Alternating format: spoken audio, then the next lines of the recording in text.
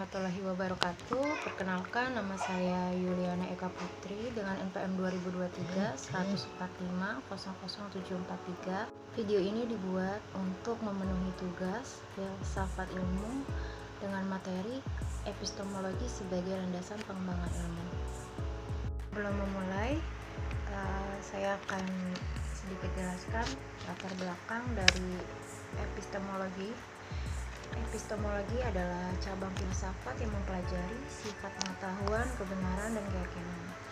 Ini bertanya tentang apa yang diketahui, bagaimana kita bisa tahu apa yang kita ketahui dan batas-batas pengetahuan kita. Dan di sini juga ada rumusan masalah. Yang pertama ada, apakah manusia mampu mengetahui hakikat, keabsahan, dan kebenaran pengetahuan? Yang kedua, apakah pengetahuan itu bersifat kemungkinan atau suatu keyakinan tanpa celah keraguan? Yang ketiga, dengan cara apa kita dapat mengetahuinya? Selanjutnya kita masuk ke penjelasan pengertian dari epistemologi. Epistemologi merupakan gabungan dari dua kalimat episteme, pengetahuan, dan logos, teori. Epistemologi adalah cabang ilmu filsafat yang membicarakan tentang teori ilmu pengetahuan. Nah, cabang ini tuh berusaha menemukan jawaban pertanyaan bagaimana ada itu berada.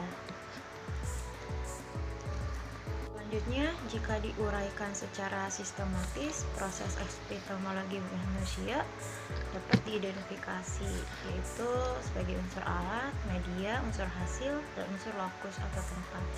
Nah, dalam setiap prosesnya pasti terkandung di dalamnya.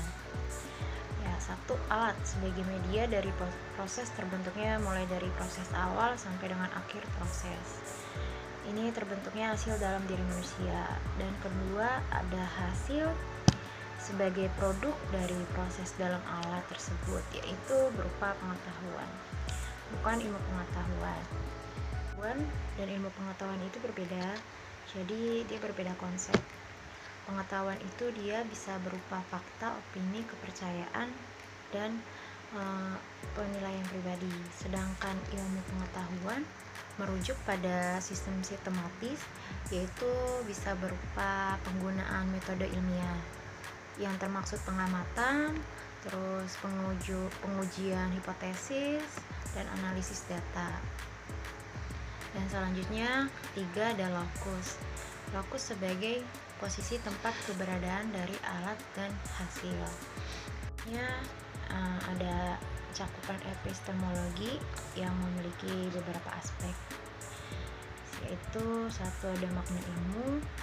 Makna ilmu adalah mencangkup segala hal yang bersifat hakiki, sains, teknologi, keterampilan, kemahiran, dan juga meliputi ilmu-ilmu seperti huduri, husuli, ilmu Tuhan, ilmu malaikat, dan juga ilmu manusia.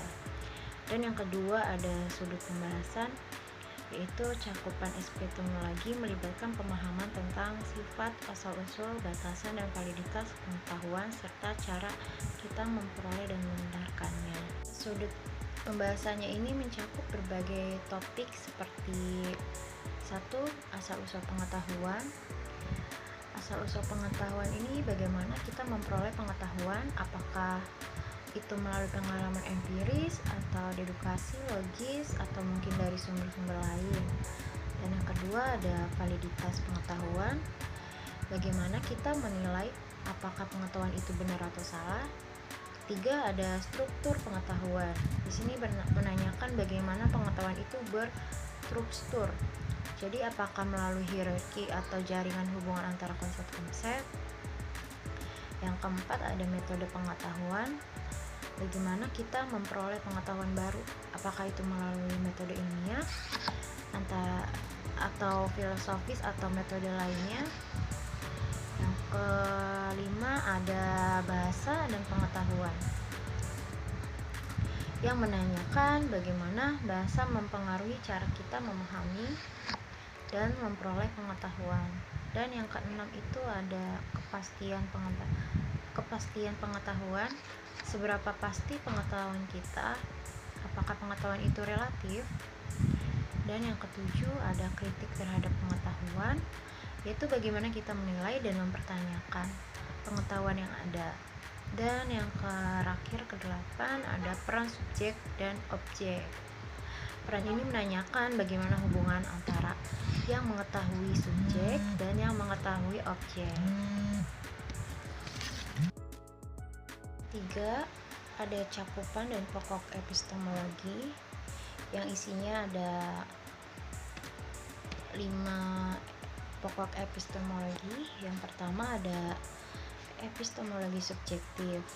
Pengetahuannya ini dipahami secara independen dan dipengaruhi oleh pengalaman, persepsi, dan nilai-nilai subjek.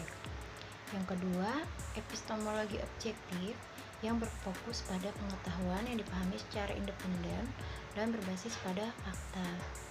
Yang ketiga, ada epistemologi pragmatik, cabang filsafat yang mempelajari asal-usul asumsi dasar, sifat-sifat, dan bagaimana memperoleh pengetahuan. 4. Ada epistemologi moral, cabang filsafat yang membahas sumber struktur, metode, validitas pengetahuan terkait moralitas manusia. Yang terakhir, kelima, ada epistemologi religius. Epistemologi religius ini pengetahuannya didasarkan pada kekuatan spiritual dan kebenaran yang tidak terbatas pada pengetahuan empiris. Selanjutnya, ada hakikat keabsahan dan kebenaran pengetahuan. Jadi beberapa filsuf percaya bahwa manusia itu mampu mengetahui hakikat, keabsahan, dan kebenaran pengetahuan melalui pengamatan, analisis, dan pemikiran kritis. Bahwa manusia itu dapat mampu menggunakan akal mereka untuk memahami dunia dan mengetahui kebenarannya tentang hal-hal seperti fisika, matematika, dan logika.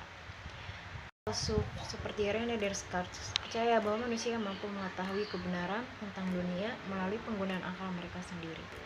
Untuk kesimpulannya dari materi yang sudah saya jelaskan, jadi epistemologi memainkan peran penting dalam mengembangkan ilmu karena membantu ilmuwan memahami dan mengevaluasi pengetahuan ilmiah. Jadi dengan memahami perbedaan antara teori, hipotesis, dan pengetahuan empiris, serta bagaimana mereka dapat diuji dan diterima atau ditolak berdasarkan bukti.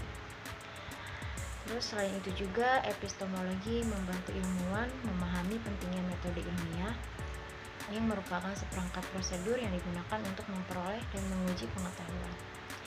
Metode ilmiah melibatkan pengamatan, formalitas hipotesis, pengujian hipotesis melalui eksperimen, dan revisi atau penolakan hipotesis berdasarkan hasil eksperimen.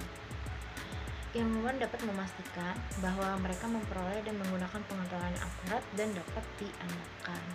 Baik, sekian dari presentasi saya. Semoga apa yang saya sampaikan dan saya jelaskan bisa bermanfaat bagi para penonton dan teman-teman sekalian. Kurang lebihnya tolong maafkan. Wassalamualaikum warahmatullahi wabarakatuh.